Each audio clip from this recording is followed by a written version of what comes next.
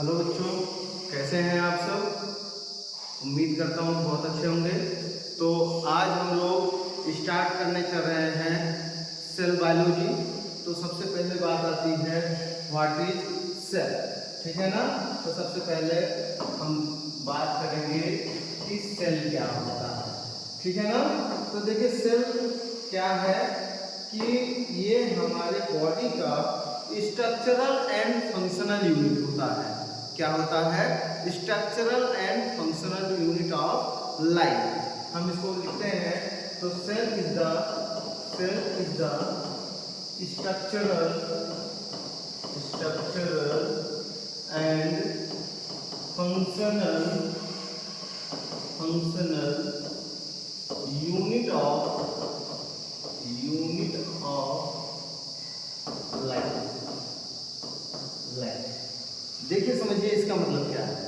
इसका मतलब ये है कि हमारा जो सेल होता है ये हमारे लाइफ का, या इसी को कह दो बॉडी, ये हमारे लाइफ का और बॉडी का बेसिक स्ट्रक्चरल, कैसा स्ट्रक्चरल, ठीक है ना। अब इस बात को आपको ध्यान देना है। पहला पॉइंट स्ट्रक्चरल मतलब स्ट्रक्चर बनाने के लिए जो रिस्पॉन्सिबल, ठीक है ना। जैसे हमारा बॉडी बना हुआ है तो कहीं ना कहीं एक स्ट्रक्चर है, तो इस स्ट्रक्चर को बनाने के लिए एक टर्म यूज किया गया है स्ट्रक्चर एंड फंक्शनल, यानी हमारे बॉडी में यही सेल वर्क भी करता है, ठीक है ना। हम आगे डिस्कस करेंगे कि कौन कैसे वर्क करता है, लेकिन आप अभी जानिए कि यही हमारे बॉडी में वर्क भी करता है, फंक्शन भी करता है। इसीलिए यहाँ पे जो डिफिनीशन आया वो आया cell is the structural and functional unit of life. समझ में आई बात। अब बात आती है कि सेल को डिस्कवर कौन किया, ठीक है ना। तो यहाँ पे first time cell discovered bye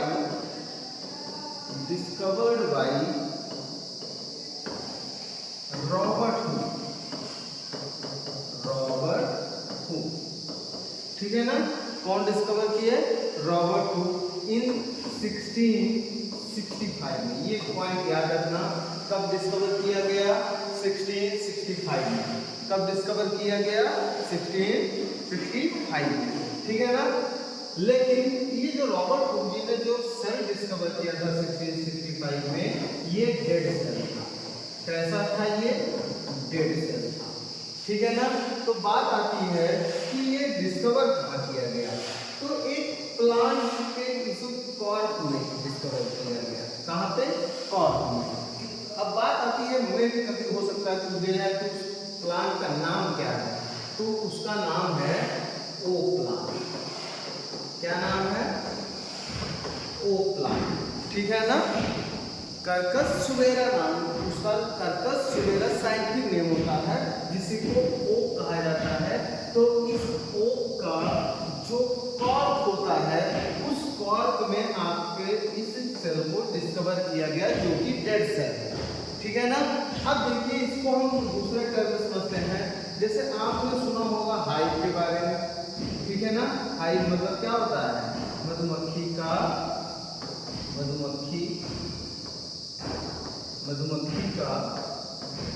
छत्ता, सुने होंगे ना, मधुमक्खी का छत्ता। तो ये जो मधुमक्खी का छत्ता है सबने देखा होगा। तो आपने देखा होगा मधुमक्खी का छत्ता जो होता है उसका स्ट्रक्चर कैसे बना होता है? ऐसे बना होता है, आपने देखे होंगे। उसमें बहुत सारे ऐसे बॉक्स पड़े रहते हैं ना, ऐसे बहुत सारे बॉक्स पड़े रहते हैं, ठीक। तो यही जो बॉक्स लाइक आपका पॉलीहेक्सागोनल बोलते हैं। क्या बोलते हैं इसे? हेक्सागोनल, या इसी को पॉलीगोनल बोलते हैं। क्या बोलते हैं? पॉलीगोनल। तो ये जो हेक्सागोनल है, पॉलीगोनल है, यही स्ट्रक्चर एकदम सेम आपके प्लांट का होता है, जो कि कौन डिस्कवर किए इसको? रॉबर्ट हुक ने डिस्कवर किया था। किसमें डिस्कवर किया था? वो प्लांट में किया था। कब डिस्कवर किया था? 1665 में डिस्कवर किया था, ठीक है ना। ये कैसा था? डेड सेल था। यही इतने पॉइंट आपको याद रखने हैं, ठीक है ना। फिर इसके बाद आपके दूसरे दूसरे साइंटिस्ट आ जाते हैं जिनका नाम है एंटोनी वॉन ल्यूवेनहॉफ। क्या नाम है? एंटोनी वॉन ल्यूवेनहॉफ, ठीक है ना। और इन्होंने ये आए 1674 में। कब आए? 1674 में। बट इन्होंने जो सेल डिस्कवर किया वो लिविंग सेल। कैसा सेल था? लिविंग सेल था, ठीक है ना। फिर अब यहाँ पे हम देखते हैं कि हमारा ये जो लिविंग सेल था ये डिस्कवर कहाँ किया गया? तो ये आपका डिस्कवर किया गया पॉन्ड वाटर में। कहाँ पे डिस्कवर किया गया? पॉन्ड वाटर में डिस्कवर किया गया। बात समझ में आई? तो आपसे पूछा जाएगा कि लिविंग सेल कौन खोजा? Antonie van Leeuwenhoek. Antonie van कब खोजा? 1674 में। कैसा सेल था? लिविंग सेल था। कहाँ पे खोजा? पॉन्ड वाटर में खोजा। बस इतनी सी बात आपको इस चीज के बारे में याद रखना है। डेड सेल कौन खोजा था?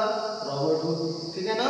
तो यहाँ पे इन्होंने पहला लिविंग सेल खोजा था, इसलिए फादर ऑफ सेल भी रॉबर्ट हुक को बोला जाता है। फादर ऑफ सेल भी किसको बोला जाता है? रॉबर्ट हुक को ही बोला जाता है, ठीक है ना। बात समझ में आई? फादर ऑफ सेल किसको बोला जाता है? रॉबर्ट। और स्टडी ऑफ सेल, ये पॉइंट आता है, स्टडी ऑफ सेल इसको बोला जाता है साइटोलॉजी। क्या बोला जाता है? साइटोलॉजी, ठीक है ना। आपको याद रखना है स्टडी ऑफ सेल को क्या बोला जाता है? साइटोलॉजी बोला जाता है। कंफर्म? समझ में आ गई बात, ठीक है ना। अब थोड़ा सा और आगे चलते हैं। अब देखते हैं कि हमारा ये जो सेल है, ठीक है ना, ये जो हमारा सेल है, ठीक है ना, ये 2 टाइप के हैं। कितने टाइप के हैं? 2 टाइप के हैं, ठीक है ना। कौन कौन सा? सबसे पहला जो है उसको बोलते हैं प्रोकैरियोटिक सेल, प्रोकैरियोटिक सेल। और दूसरा जो सेल है उसको बोलते हैं यूकैरियोटिक सेल। क्या बोलते हैं? Eukaryotic cell. क्लियर इतनी बात? अब हम देखते हैं कि जो हमारा प्रोकैरियोटिक सेल है ये 2 टर्म से मिलकर बना हुआ है। हमारा जो प्रोकैरियोटिक सेल है ये 2 टर्म से मिलकर बना हुआ, एक प्रो और दूसरा karyotic. Pro for primitive, pro means primitive, and karyotic word जो है ये कैरियन से बना है। किससे बना है? कैरियन से, और जिसका मतलब होता है न्यूक्लियस। क्या होता है? न्यूक्लियस। यानी कहने का मतलब ये है कि हमारा जो प्रोकैरियोट होगा यहाँ इनका जो न्यूक्लियस होगा वो कैसा होगा? प्रिमिटिव टाइप का होगा। कैसा होगा? प्रिमिटिव टाइप का होगा। अब यहाँ पे इस प्रिमिटिव टाइप का मतलब क्या है हम समझते हैं। ये प्रिमिटिव टाइप का मतलब क्या है? तो जैसे मान लीजिए ये हमारा एक सेल है, ठीक है ना। अब इस सेल में हम लोग जानते हैं, आगे देखेंगे भी, कि यहाँ पे एक ऐसे स्ट्रक्चर पाया जाएगा, डबल मेम्ब्रेनस स्ट्रक्चर, और इस स्ट्रक्चर को बोला जाता है न्यूक्लियस। क्या बोला जाता है? न्यूक्लियस। और ये जो न्यूक्लियस होता है इसका ये जो मेम्ब्रेन है इसको बोला जाता है न्यूक्लियर मेम्ब्रेन। क्या बोला जाता है? Nuclear membrane. अब ये जो न्यूक्लियर मेम्ब्रेन है ये अगर अब्सेंट होता है, क्या होता है? अब्सेंट होता है, तब ऐसे सेल को हम प्रोकैरियोटिक सेल बोलते हैं। क्या बोलते हैं? प्रोकैरियोटिक सेल बोलते हैं। और अगर हमारे सेल में अगर न्यूक्लियर मेम्ब्रेन है जिसके अंदर उसका जेनेटिक मटेरियल पड़ा है, तब ये आपका कहलाता है यूकैरियोट सेल। यानी ये भी 2 टर्म से मिलकर बना हुआ है। किससे किससे? यू। यहाँ पे ये यू जो है इसका मतलब है ट्रू, और कैरियन का मतलब, कैरियोटिक का मतलब वही कैरियन, और कैरियन मतलब न्यूक्लियर। यानी यहाँ पे इसके पास न्यूक्लियर मेम्ब्रेन है और यहाँ इसके पास प्रिमिटिव न्यूक्लियर मेम्ब्रेन है, जो कि कंप्लीट अभी न्यूक्लियर मेम्ब्रेन नहीं बना हुआ है। तो इस बेसिस पे हम प्रोकैरियोटिक और यूकैरियोटिक में डिफरेंशिएशन करते हैं। अब बात आती है कि हमारा जो प्रोकैरियोटिक सेल है, ठीक है ना, जो हमारा प्रोकैरियोटिक सेल है इसका एग्जाम्पल क्या है? प्रोकैरियोटिक सेल का एग्जाम्पल, तो इसका जो एग्जाम्पल है वो आपका किंगडम मोनेरा, ठीक है ना, किंगडम मोनेरा। अब देखो भाई किंगडम मोनेरा में कौन आता है? जितने भी आपके unicellular and prokaryote, unicellular and prokaryote हैं, वो सब क्या है? मोनेरा है, जिसका एग्जाम्पल बैक्टीरिया। क्या है? बैक्टीरिया। यानी जितने भी बैक्टीरिया हैं हमारे वो सब क्या है? मोनेरा। क्या है? मोनेरा है, ठीक है ना। तो प्रोकैरियोटिक सेल का जो सबसे बेस्ट एग्जांपल है वो जितने भी बैक्टीरिया हैं वो सब हमारे क्या हैं? Prokaryotic cell. बात समझ में आई? अब बात आती है कि यूकैरियोटिक सेल का एग्जांपल क्या है? यूकैरियोटिक का तो हम लोग देखते हैं यूकैरियोटिक के एग्जांपल क्या है। तो बच्चे यहाँ पे देखो यूकैरियोटिक में हम लोग देखेंगे कि हमारे जितने भी आपके प्रोटिस्टा से लेके जितने भी प्लांट, ठीक है ना, फंजाई,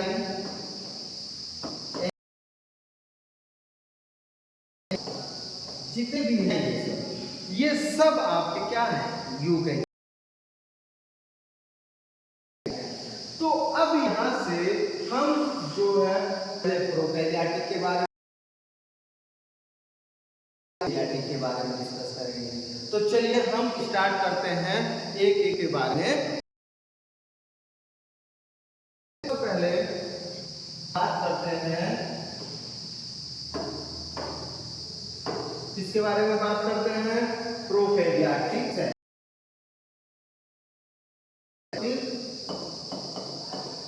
सेल के बारे में बात करते हैं, ठीक है ना। अब देखो जो किंगडम मोनेरा क्या है?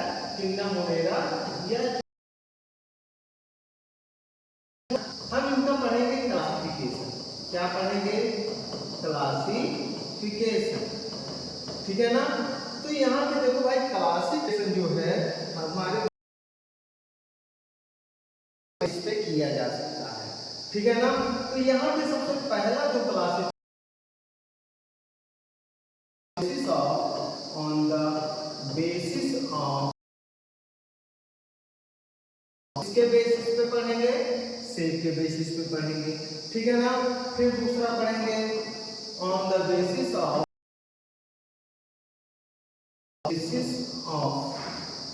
स्टेन के, ठीक है ना। हम दूसरा कौन सा बेसिस पे पढ़ेंगे?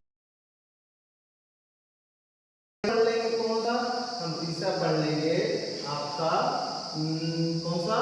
तीसरा पढ़ लेंगे लोग फ्लैगिला, ऑन द बेसिस ऑफ फ्लैगिला, ठीक है ना।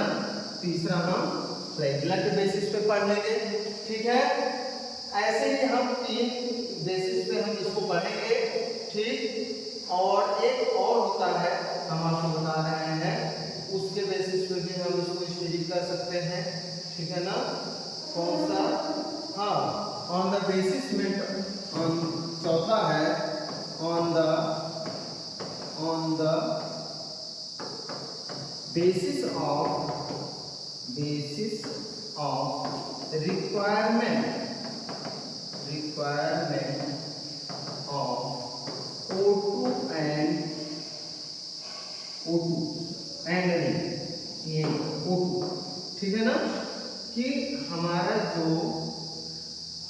बैक्टीरिया है उसको ऑक्सीजन की जरूरत है कि नहीं है, इसके बेसिस पे हम उसको क्लासिफाई करेंगे। बात समझ में आई? तो पहला कौन सा? On the basis of cell. दूसरा कौन सा? On the basis of stain. तीसरा कौन सा? On the basis of flagella. और चौथा कौन सा? On the basis of requirement of oxygen, ठीक है ना। तो ये 4 बेसिस, हम चारों का क्लासिफिकेशन अब एक एक करके पढ़ना स्टार्ट करेंगे। बात समझ में आई? ठीक है ना। तो चलो हम सबसे पहले स्टार्ट करते हैं on the basis of cell. तो देखो भाई, classification of bacteria, classification of the bacteria, classification of the bacteria on the basis of cell. तो देखो सेल के बेसिस में कितने प्रकार के, 4 टाइप्स, ठीक है ना। कितने टाइप के? 4 टाइप के। फर्स्ट आपका हो जाएगा स्फेरिकल बैक्टीरिया, स्फेरिकल बैक्टीरिया, ठीक है। फिर दूसरा आपका rod shape bacteria,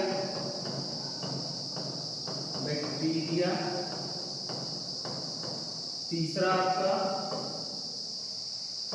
spiral bacteria, और चौथा हो जाएगा आपका कॉमा शेप बैक्टीरिया, ठीक है ना। तो हमारे बैक्टीरिया सेल के बेसिस पे कितने टाइप के हो गए? 4। अब देखो ये तो हमारे इंग्लिश लैंग्वेज के वर्ड है, ठीक है ना, नॉर्मल टर्म।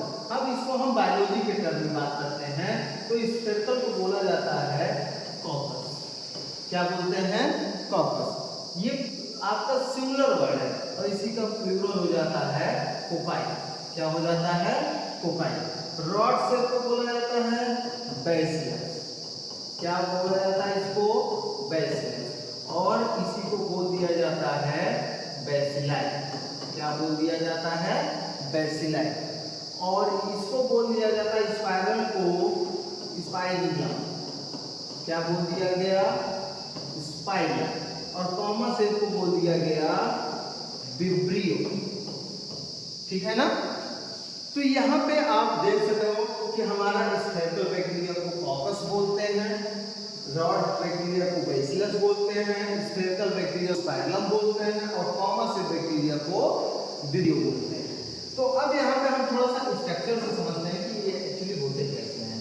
तो देखो भाई, स्फेरिकल बैक्टीरिया नाम से ही पता है कि स्फेरिकल का मतलब गोल आता है। तो आपका ये जो बैक्टीरिया होगा वो गोल होगा, ठीक है ना, गोलाकार होगा। फिर आपका रॉड शेप, तो देखो बच्चे जैसे रॉड होता है वैसे शेप का पाया जाएगा तो इसको बोल दिया जाएगा रॉड शेप बैक्टीरिया। फिर स्पाइरल बेटा नोट्स आपने देखा होगा या डीएनए में देखा होगा, जैसे ये आपस में लिपटा पड़ा रहता है, ऐसे अगर आपको देखने मिलता है तब आपका बोल दिया जाता है स्पाइरल। और कॉमा शेप आप लोग कॉमा के बारे में पढ़े ही होंगे। जैसे कॉमा बनता है, कॉमा लगाते हैं हम लोग कहीं लिखने के बाद, वैसे ही शेप का अगर होता है तब इसे बोलते हैं कॉमा बैक्टीरिया। क्या बात समझ में आ गई? किसी को कोई दिक्कत? समझ में आ रही है ना बात? ठीक। अब आगे ध्यान दें कि हम लोग इसके बाद हम, ये तो हमारा पहला बेसिस था। अब इसके बाद है बेसिस ऑफ स्ट्रेन। चलो स्ट्रेन के बेसिस पे हम क्लासिफिकेशन देखते हैं। तो स्ट्रेन के बेसिस पे देखोगे on the basis of strain. जब आप स्ट्रेन के बेसिस पे देखोगे तो यहाँ पे एक का नाम है ग्राम, ठीक है ना, ग्राम। स्ट्रेनिंग टेक्निक दिया, ग्राम स्ट्रेनिंग, ठीक है, ग्राम स्ट्रेनिंग टेक्निक। कि हमारा जो बैक्टीरिया है ये 2 टाइप्स के हैं। कौन कौन से? इन्होंने कहा कि देखो भाई, एक है जिसे positive bacteria, gram positive bacteria. उन्होंने कहा ग्राम निगेटिव बैक्टीरिया, निगेटिव बैक्टीरिया, ठीक है ना। अब बात आती है कि किस बेसिस पे इन्होंने इसको ग्राम पॉजिटिव बैक्टीरिया कहा और ग्राम, कि देखो जब इसको स्टेन करते हैं, जब हम इस बैक्टीरिया को स्टेन करते हैं तो स्टेन करने के बाद जब आपका ये स्टेन हो जाए, ठीक है ना, ये स्टेन हो जाए यानी कलर शो करे, कलर शो करे, ठीक है ना, तब ये आपका ग्राम पॉजिटिव बैक्टीरिया होगा।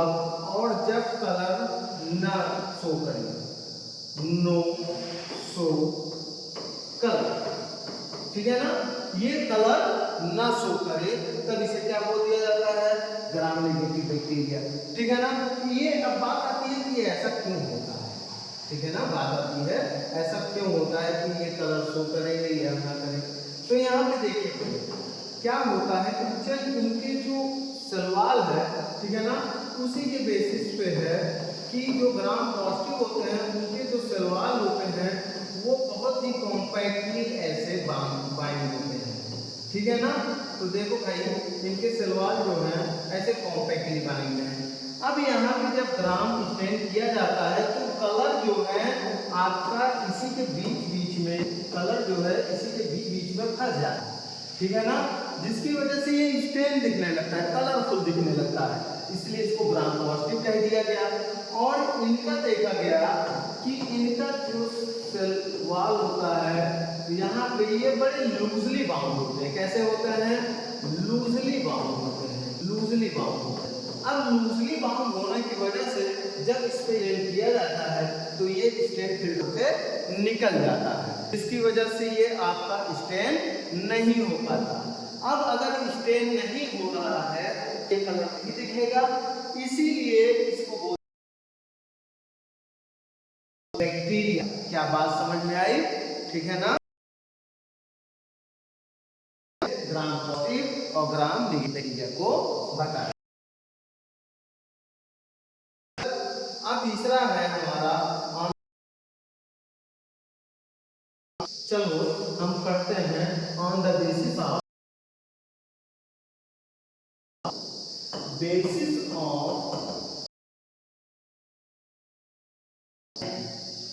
ठीक है ना, on the basis of flagella. अब देखो यहाँ फ्लैजिला के बेसिस आपका चार ऑन टाइप में बांटा गया। जैसे एक है जिसे बोलते हैं ट्राइकस, दूसरे को बोलते हैं मोनोट्राइकस, मोनोट्राइकस, तीसरे को बोलते हैं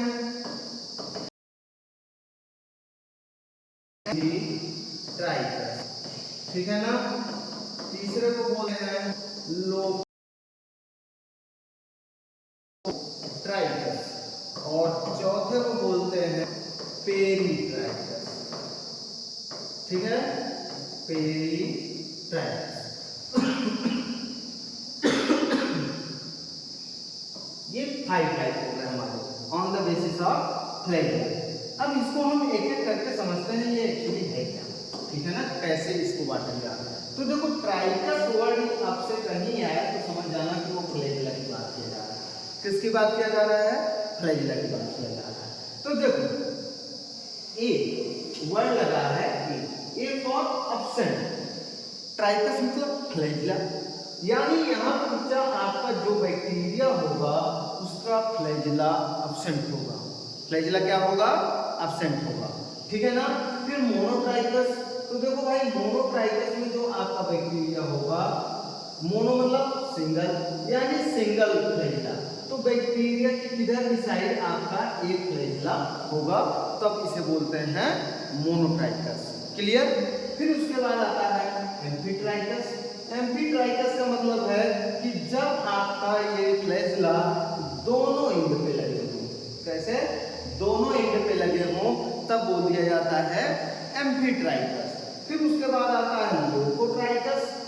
लोकोट्राइकस क्या है, जब आपका यही फ्लैजिला आपके किसी भी एक साइड बंच में लगे हों, तब बोल दिया जाता है लोकोट्राइकस। फिर आता है पेरिट्राइकस। जब आपके बैक्टीरिया के चारों साइड में फ्लैजिला लगे हों तब इसे क्या बोल दिया जाता है? पेरिट्राइकस। बात समझ में आई? तो इस तरह बच्चा हम जाके फाइनल आपका ये फ्लैजिला के बेसिस में हम क्लासिफाई करते हैं बैक्टीरिया में। जिसके पास कोई फ्लैजिला नहीं, एट्राइकस। जिसके पास एक है उसे मोनोट्राइकस। जिसके पास दोनों साइड एक है उसे एम्फीट्राइकस। जिसके पास एक साइड कप में है, बंच में है, उसको लोकोट्राइकस। और जिसके पास फुल है, बॉडी पे है, उसको बोल दिया जाएगा पेरिट्राइकस। क्या बात समझ में आ गई? ठीक है ना? अब अपना सबसे लास्ट है ऑन द बेसिस ऑफ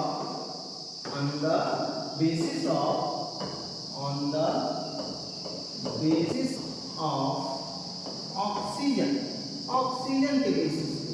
तो जब ऑक्सीजन के बेसिस पे हमारा जो बैक्टीरिया है, ठीक है ना, बैक्टीरिया है, इसको दो पार्ट में डिवाइड किया गया है। ठीक है ना? एक को बोलते हैं एरोबिक बैक्टीरिया और दूसरे को बोलते हैं एनारोबिक बैक्टीरिया। ठीक है ना? टाइप्स हैं एरोबिक बैक्टीरिया, ठीक है ना, और दूसरा एनारोबिक बैक्टीरिया। अब समझते हैं एरोबिक बैक्टीरिया क्या है और एनारोबिक बैक्टीरिया क्या है। तो देखो फिर कहा जा रहा है एरोबिक बैक्टीरिया। एरोबिक का मतलब जहां पे ऑक्सीजन प्रेजेंस हो। इसका मतलब है कि ये वहीं पे सरवाइव कर सकते हैं एरोबिक बैक्टीरिया जहां पे ऑक्सीजन प्रेजेंस हो। बिना ऑक्सीजन के ये बैक्टीरिया सरवाइव नहीं कर सकते। ऐसे बैक्टीरिया को एरोबिक बैक्टीरिया कहते हैं। बात समझ आई? अब इसके बाद आती है एनारोबिक बैक्टीरिया। तो एनारोबिक बैक्टीरिया किसे कहते हैं? एनारोबिक बैक्टीरिया में देखते हैं ऐसे बैक्टीरिया जो कि इन द ऑक्सीजन के अब्सेंस में रहते हैं। ऑक्सीजन के अब्सेंस में रहते हैं। ऑक्सीजन के प्रेजेंस में थे, ये ऑक्सीजन के अब्सेंस में थे। मोस्ट ऑफ बैक्टीरिया सब एरोबिक ही होते हैं। कुछ ही हैं जो कि आपके एनारोबिक होते हैं, जिसमें एक बहुत ही फेमस बैक्टीरिया है जिसका नाम है मिथेनोजेंस बैक्टीरिया। अब इसके बारे में आपने सुना होगा कि जो रूमिनेंट होते हैं उनके गट में पाए जाते हैं। ठीक है ना? तो क्या आपको क्लासिफिकेशन पूरा समझ में आ गया बैक्टीरिया का? कौन कौन से बेसिस पे? ठीक है ना? तो हम देखो भाई सब पे बात कर लेते हैं। हमने जो बात किया था, ठीक है, सबसे पहला हमारा on the basis of shape हमने 4 पढ़ा। कौन कौन सा? आपका सबसे पहला पढ़ा था spherical, the rod, the spiral, then comma shape. ठीक है ना? 4 वो पढ़े। फिर उसके बाद स्टैंड बेसिस पे हमने पढ़ा 2 टाइप्स के। कौन कौन से? Gram positive, gram negative. फिर उसके बाद हम लोग फ्लैजिला के बेसिस पे एट्राइकस, मोनोट्राइकस, एम्फीट्राइकस, लोकोट्राइकस और peritrichous. Oxygen, requirement of oxygen यानी presence and absence of oxygen anaerobic. ठीक है ना? यानी जहां पे ऑक्सीजन की जरूरत होगी वो एनारोबिक बैक्टीरिया है। अब हम नेक्स्ट टॉपिक पर हैं बैक्टीरिया। क्लियर?